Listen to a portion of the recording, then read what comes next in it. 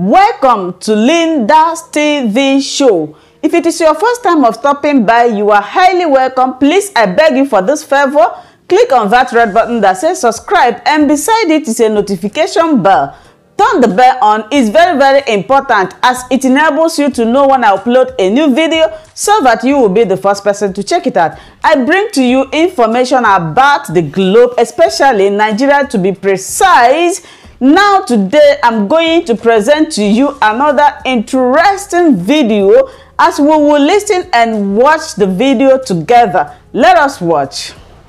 Of the Northern Elders Forum, Professor Ango Abdullahi, and very respected members of your team. When I heard of Galinaba as the former presidential candidate of my party then, NRC, Bashar Tofa, and then the man that speaks every time on the pages of newspaper, Dr. Junadia. And then Babakin, who will always speak out his mind. Right now, so one of you here, whom might be too difficult for me to name, but just to say that on behalf of the government and people of the state, let me welcome your team to Port Harcourt. It takes people who are committed to the unity of this country to take the steps you have taken today. Like you said, our country thrives on rumor, but at your age, you've taken time to go and find out yourself whether everything is okay with our people in the region. And before this visit, that's the first visit by the team that came, and like you said, who have reported to you. It's unfortunate that leadership, we have forgotten that the primary aim of governance is to protect life and property, irrespective of where you come from, irrespective of what religion you belong, irrespective of whichever party you belong to. The primary responsibility of every government is to make sure that lives and property are being protected. When once that is lost, then there's nothing like governance again. The major aim of governance is to protect life and property. It's not to do road. People must be alive to use the road. If people are not alive, what are you doing roads for? If people are not alive, what are you building schools for? People must go to those schools. People must go to the hospitals you are building. So first of all, let them be alive to use all those infrastructures that you put on ground. But it appears, just like what you said, we have a pandemic. We also have leadership pandemic. This is the first time I'm hearing. So I want to thank you for giving us this word of experience. It is not in doubt, we have known before now the relationship between us and the northern part of the country. Right from when Okilo was the parliamentary secretary of the former prime minister. So all of us know the relationship between our region and the northern part of the country. That alone tells us that we have to do everything we can to protect not just your interests in the state, but to make sure that nobody does anything wrong and without us looking into it. We also make sure that all other people who are living in the state are given similar protection.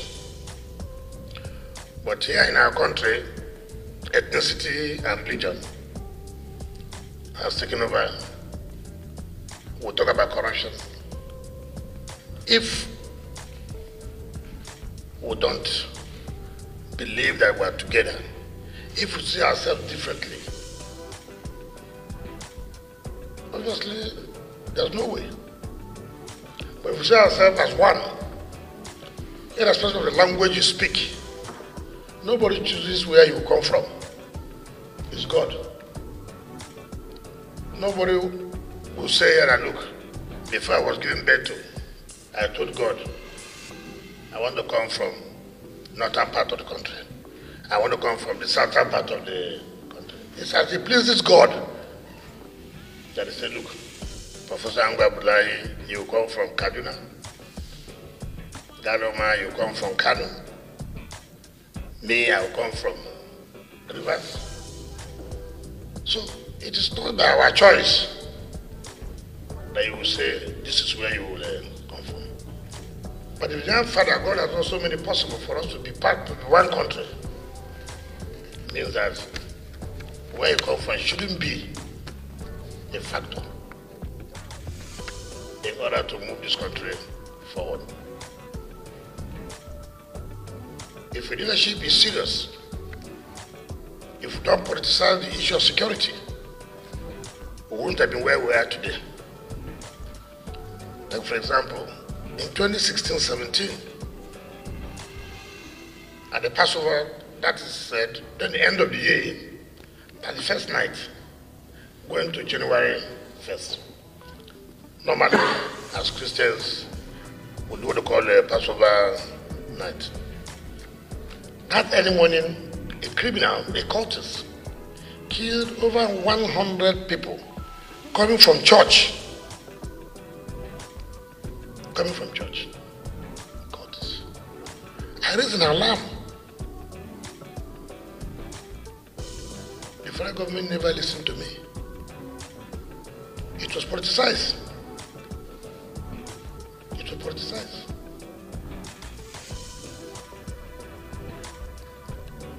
Now, how would you hear that over 100 people have been slaughtered and no drastic action to support the state government to see how you can tackle that incident? It was left for me alone because I belong to a different political party. Is that the way we should do it? And I said, well, if you don't look into the issues of insecurity now, by the time you know it, it will ravage the entire country. Today, no part of Nigeria is safe. No part of Nigeria is safe. When the issue of SARS started in this country, our state was the greatest victim of assault, of brutalities by SARS. I raised an alarm to the federal government. This SARS will cause a damage that if you don't scrap them now, we may regret it tomorrow. They didn't listen. Why? It was coming from me, from opposition. What has now happened? The same SARS. You've not seen how Nigerians have organized themselves. Look at the level of destruction that took place in most parts of the country. In most parts of the country.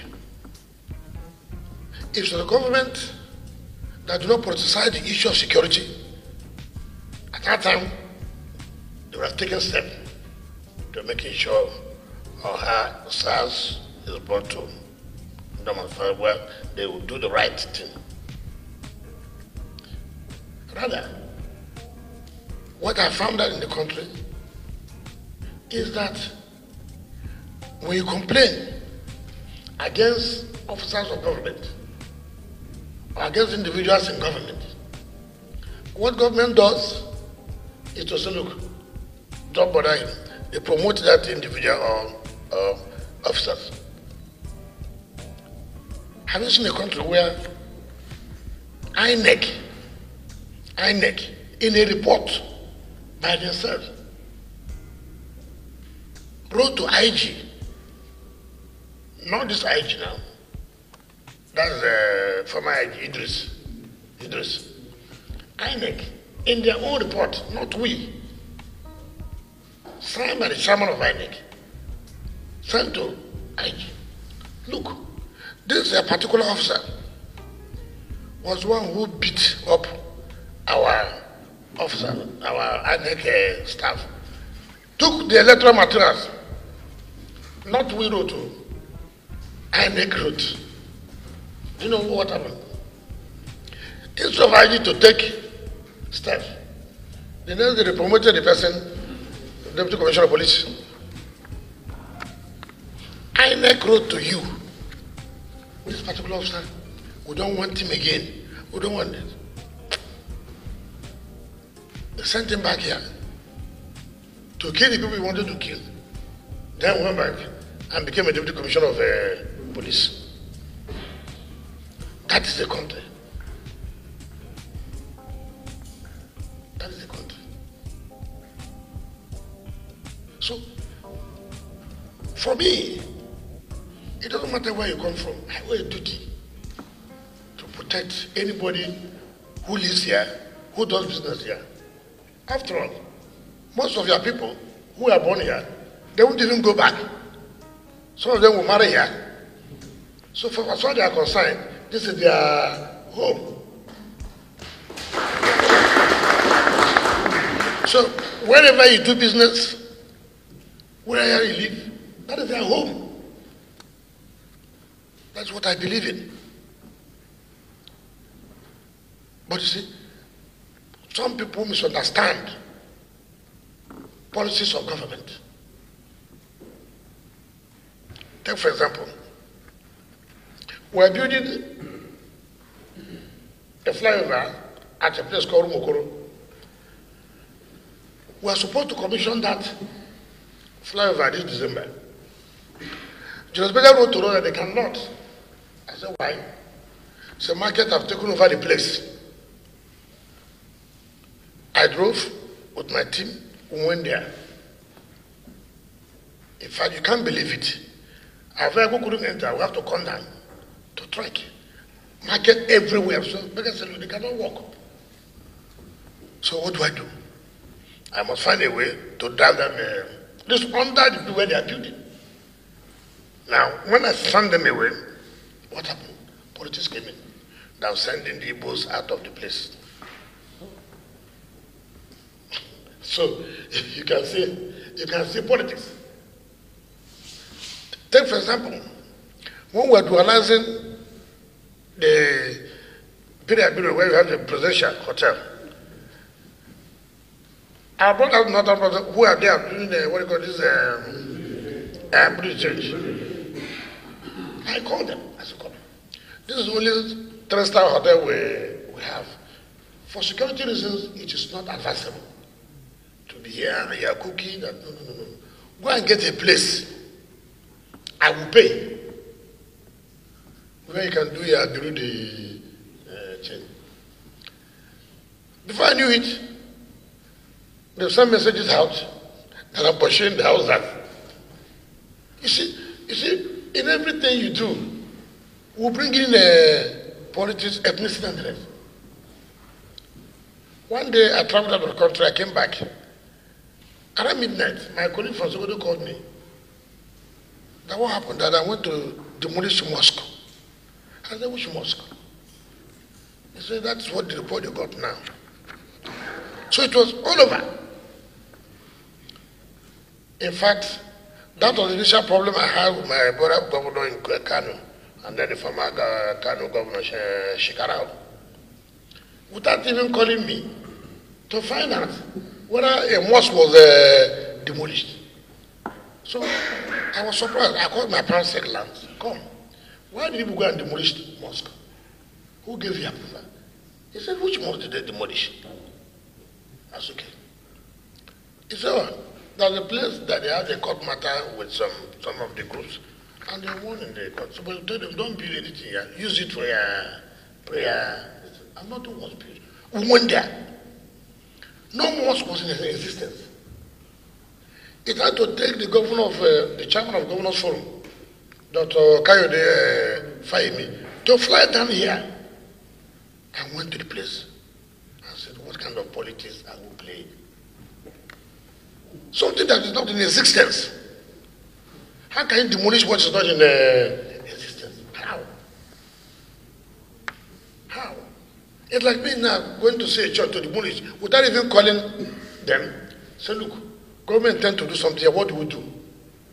We are willing to find another place or compensate you. You cannot just go and say church demolish.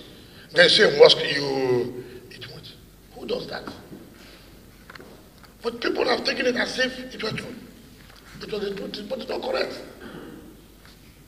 And these are the things that, like you said, you came to find out what has happened. But if you don't come to find out, you may begin to believe that these things are correct, but they're not correct. So I thank you for this opportunity to have made our time to come to the state to ascertain for yourself. The NSAP protest was very peaceful in River State. Very peaceful. Very peaceful. Oyibo local government is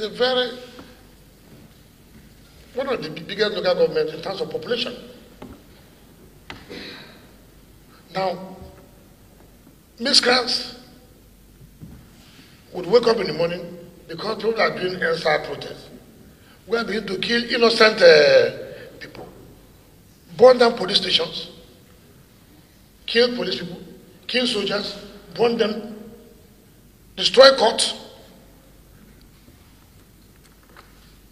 And then when you say, look, what you have done is wrong, we can't allow this. They say, oh, you are against a particular ethnic group. How can that be? And it led to almost a big violence between this group and this group. And I'm the governor of the state.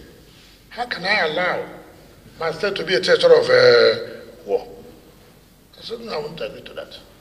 Nobody can sack anybody here. Everybody has the right to say, I want to live here, I don't want to live here, but you cannot tell me that this place is your own place. No, I will not accept that. I will not accept that. So, I thank God that you came.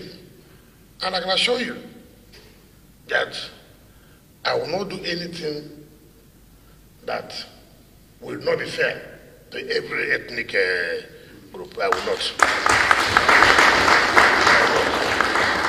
I won't do that because whether I like it or not, we also have people who are living outside.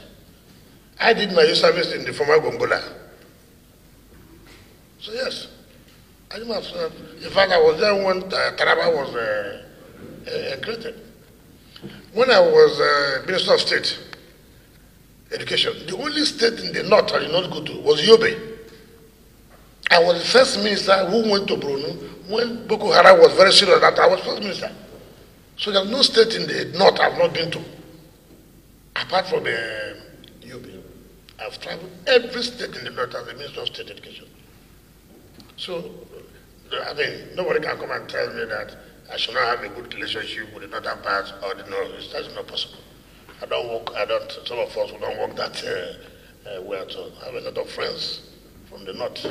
So all I will say is that for everybody to put our hands together and move this country forward. Let us not do things that will continue to divide the country. This issue of ethnicity and religion is trying to tear Nigeria apart. And you must have a strong leadership that should say, no, enough is enough. If you can't take decision, too bad. If you can't take decision, too bad. And I'm happy we're not talking politics now. When I heard Baba King spoke in channels, I'm happy the government he gave to us. And like he said, you gave to us. So all of you must shout from the blame. Each time I hear people like you talk, I just go back and find one bottle of Coke and drink. So, but where we are, that doesn't work at so we must continue to find a way to see how everybody must help this country to move forward, irrespective of religion or ethnicity. So on this note, I want to sincerely thank you, our Father, and the leaders who came with you, and be assured that we'll continue to relate. And if there are things you want me to know, to do not hesitate. Let me know. Please do all the favor of anything you hear, find out whether it is true. Like I said, rumor in this country now is something else, rumor. So we must try to find a way to share the truth from the false story. Thank you, and God bless you.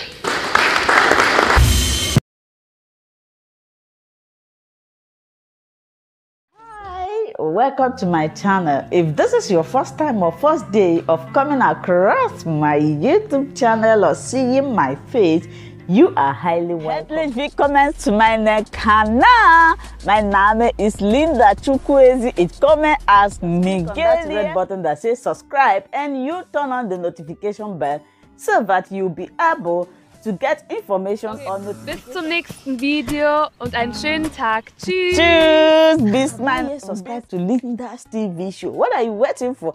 Click on that red button that says subscribe. You turn on the notification bell so that you'll be getting more updates from me. Leave your comments down below and share this video with your friends, families, and colleagues until we meet again in my next video. Bye bye.